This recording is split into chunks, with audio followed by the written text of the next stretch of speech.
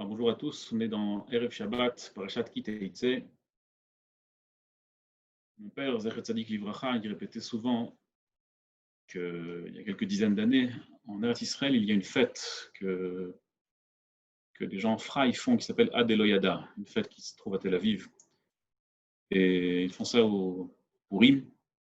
Et un jour, ils ont fait une pièce de théâtre pour montrer comment ça se passait les guerres qui s'appelaient Milchemet Mitzvah, les guerres qui étaient à l'époque de Moshe Rabbeinu. Et il montre là-bas le Kohen qui s'appelle le Kohen Mashuach Milchama. Et le Kohen, il dit, nous, qui est-ce qui s'est marié? Miaï Asherera Sisha. Et là, il y a quelques personnes qui s'en vont. Miaï Asherbana Bait Hadash, quelques personnes qui s'en vont, etc., etc.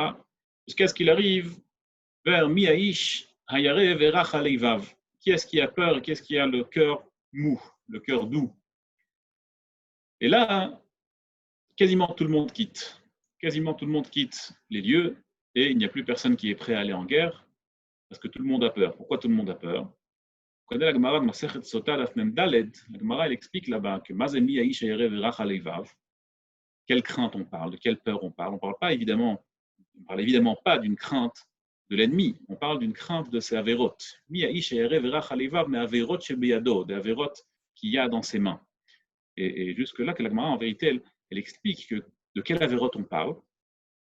Il est dans Masechet Sota, fil ou sach ben tfilin shel yad et tfilin shel rosh. Même s'il a parlé entre tfilin shel yad et tfilin shel rosh, et quelle est la grande faute de parler entre tfilin shel yad et tfilin shel rosh? Parce qu'il a fait faire quelque chose qu'on appelle bracha she'ina tzricha. Il a fait à cause de ça, parce qu'il a discuté entre tfilin shel yad et tfilin shel rosh, il a causé de prononcer une bracha pour tfilin shel rosh alors qu'on n'en a pas besoin, selon les Sfaradim, selon les Ashkenaz, c'est encore autre chose. En tout cas, il a causé de faire une bracha she'ina tzricha. Donc, bracha she'ina tzricha, c'est une avéra qui est pas des avérotes les plus importantes. En tout cas, c'est ce qu'on se dit. Et malgré cela, la Gemara de Masechet Sota explique que Miari she'erev verach aleivav me'averot shebeyado, même une avéra aussi petite et qui nous paraît insignifiante que la sourate ben tfilin shel yad tfilin shel rosh, alors qu'il ne parte pas en guerre. Il ne part pas en guerre. Quelqu'un qui a peur, on n'a pas besoin de lui. Alors, dans cette fameuse pièce de théâtre de Ad Eloyada, ils ont mis là-bas qu'après que tout le monde soit parti, qui est-ce qui reste? Il reste là-bas le Chazon Ish, il reste là-bas quelques grands Talmidei Chachamim qui ont 80 ans, 85 ans sur des cannes, les grands Gdolim. Qui est-ce qui n'a pas peur de Averot Shebeyado, si ce n'est les grands de notre génération? Et voilà, Ad Kan, la pièce de théâtre du Ad Eloyada. Et le Steipeler, Israélien Kefkanievski, il a eu vent de cette pièce de théâtre. Et quand il a entendu cette histoire, il a dit MS, c'est comme ça que ça va être. C'est mamash vrai. C'est mamash nachon. Bemet, quand le Kohen va dire Miaïsh Hayare verach aleivav, on ne retrouvera que les quelques vieillards, Tzadik et Ador, Gdolé Ador, qui vont partir en guerre. Et ce qui est incroyable, c'est que c'est sur ces tzaddik et ador qui partent en guerre, nous raconte la paracha qu'on commence cette semaine, Ki teitze la milchama al oivecha, veraita bashivya eishet yefat toar. Disent Chazal, dans Masechet Kiddushin, que la Torah nous parle ici de milchemet hayetzer hakatuv medaber, que personne qui part en guerre, qu'elle retrouve là-bas chez les captifs, une femme qui a l'air belle, qui lui plaît, alors la Torah, elle a trouvé ici, elle a dû lui faire tout un processus pour qu'il puisse prendre cette femme pour épouse, Alpi Torah, avec un héter, avec une permission. La Gemara dans Masechet Kiddushin Daf Chaf Aleph, elle dit, Mutav, sheyochal adam basar tmutot shchutot ve'al yochal adam basar tmutot nevelot. Il vaut mieux qu'une personne, elle mange de la viande abîmé, qui est sur le point de mourir, mais au moins qu'il fasse la shrita, plutôt qu'il mange une viande abîmée qui soit en plus neveila, qu'il n'ait pas fait la shrita. C'est-à-dire que la Torah, si vous voulez, elle reconnaît que c'est quelque chose de pas bon, pas bien, pas une bonne chose, de trouver une femme captive qui lui plaît et de la prendre pour épouse. Mais malarasot, il y a un Yetzirara. Parfois, on est attiré par le Yetzirara, notre mauvais penchant on veut faire des choses qu'on ne veut pas faire. Et la Torah a dû trouver un processus pour autoriser cette chose, parce que on se retrouve parfois dans une situation où on ne peut pas combattre le Yetzer Hara.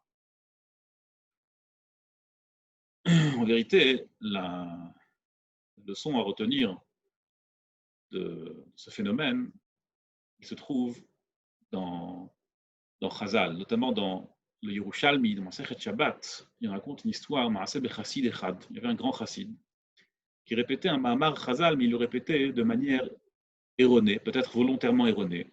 Un Mahamar Chazal très connu qui dit Al ta'amin be'atzmecha ad yom motra. Ne te fais pas confiance, ça veut dire n'aie pas confiance en toi-même jusqu'au jour de ta mort. Vous connaissez peut-être l'histoire de Yochanan Kohen Gadol. Il y avait un Kohen Gadol qui était le seul à avoir pu rentrer dans le Kodesh HaKodashim Beyom HaKippurim.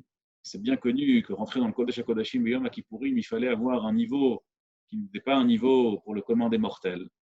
Bra raconte qu'à l'époque des Hashmonaïm, il y avait chaque année quasiment, le Kohen Gadol, il avait des mandats qui duraient qu'une seule année. Pourquoi? Parce que chaque Yom Kippour, il rentrait dans le Kodesh HaKodashim, il restait là-bas. Il fallait le tirer avec des ficelles, parce qu'il mourait. Et donc, il n'y avait pas un Kohen qui durait plus d'1 an. Pourquoi? Parce qu'il n'avait pas le niveau de rentrer au Kodesh HaKodashim. C'était quand même Kohen Gadol, c'était pas non plus n'importe qui, mais il n'avait pas le niveau. Il n'avait pas le niveau.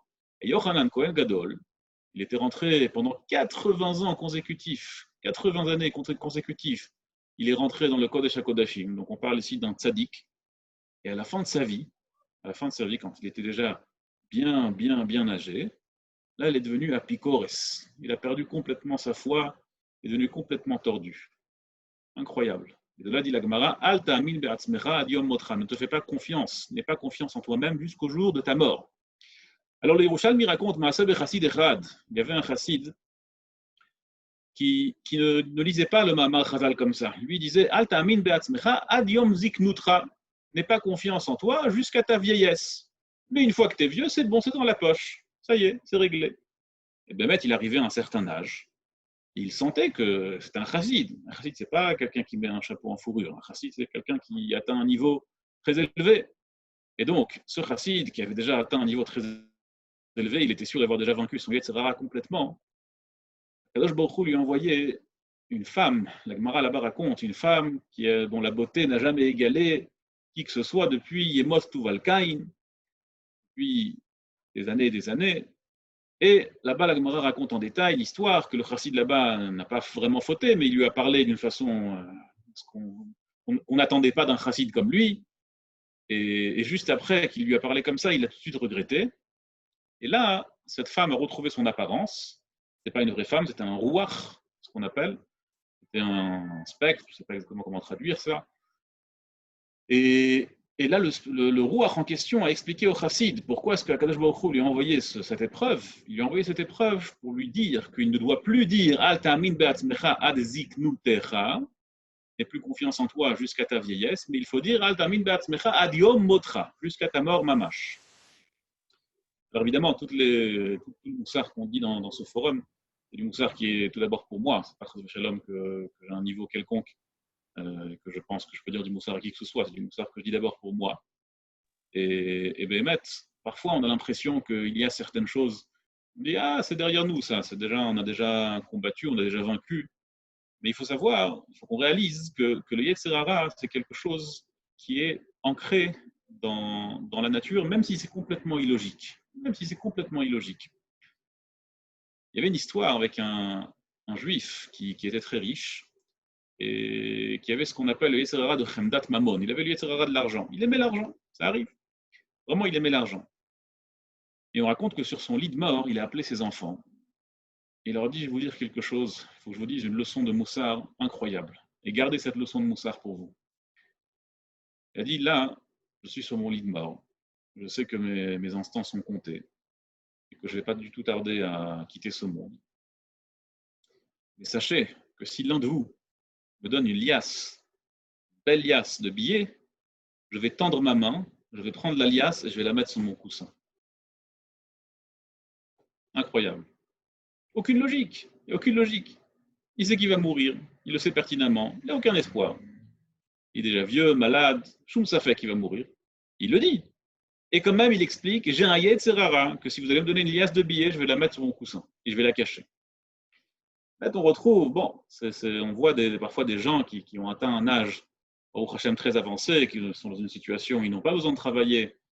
Et on voit qu'ils ont comme ça un drive de faire des affaires et de gagner des sous. Où est-ce qu'on va emporter tout ça? Où est-ce qu'on va emporter tout ça? Pourquoi est-ce qu'on ne profite pas du temps qu'on a pour faire des choses qui ont un peu plus de mashmaout, qui ont un peu plus d'importance que ça? Top, Bineda, je m'engage à parler que du moussard pour moi.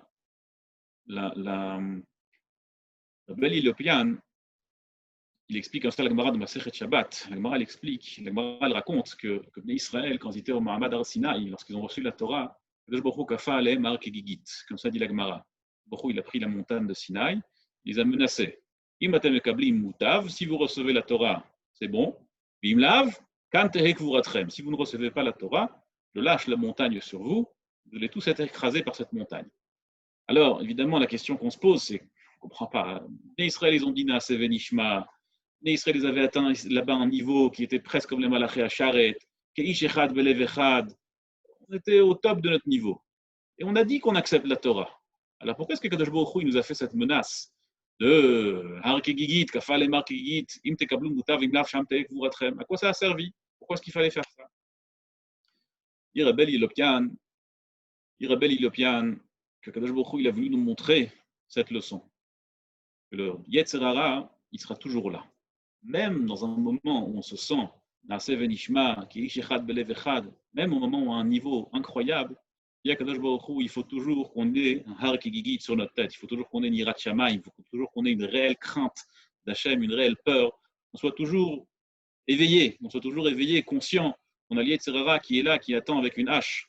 Et d'où Harim lui disait que celui qui n'a pas une vision du Yetzerara comme un bourreau avec une grande hache sur le point de lui couper la tête, ça veut dire, s'il n'a pas cette vision claire dans sa tête, ça veut dire que le bourreau en question lui a déjà coupé la tête. Comme ça dit le Chidouche et Harim. Comme ça, il faut voir le Yetzirara, comme ça, il faut se conduire avec lui. Le maître Abel Ilopian, Naïm Advarim Lemish Amaram, c'est vraiment, ça va selon sa personnalité, je puis me permettre. Le Abel Ilopian nous raconte qu'une fois, il y avait un bachour dans sa yeshiva, un Farsidim, qui a dit qu'il a invité un Shabbat Khatan avec sa famille, et que là-bas, c'est vrai qu'il risque d'être exposé à des choses qu'il ne devrait pas voir, mais il a dit, je me sens déjà à un niveau où ça ne va pas m'influencer. Dire Abel Leclerc, il n'est pas du tout content de cette phrase. Il dit, moi j'ai 90 ans, je suis aveugle d'un œil, et moi tu me payes tout ce que tu veux, j'irai pas là-bas. Et toi, Baruch Hashem, tu es jeune et tu as de la force, tu me dis que là-bas tu es complètement immunisé. Et bien mettre, comme ça dit le pasuk dans tes Hilim, Sofé Racha la tzadik umevakesh la hamito. Le Racha, il est là. Et le Yetzerara, c'est lui le Racha, et il attend. Derrière le tzadik, Metzape la hamito, il attend quand est-ce qu'il va le tuer. Bemet dit Chazal, le Yetzerara, parfois, il préserve un tzadik pendant des années, juste pour qu'à la fin, au bout de 70 ans, il va venir pour l'attaquer, pour le tuer. Bemet, c'est ça la leçon, Yehi Ratzon, qu'on soit tous conscients que le Yetzerara est là et qu'on pourra tous le vaincre. Qu'on soit tous gagnants de la grande guerre, celle contre le Yetzerara. Shabbat Shalom, Kol Tuv, Be'atzlacha Rabba.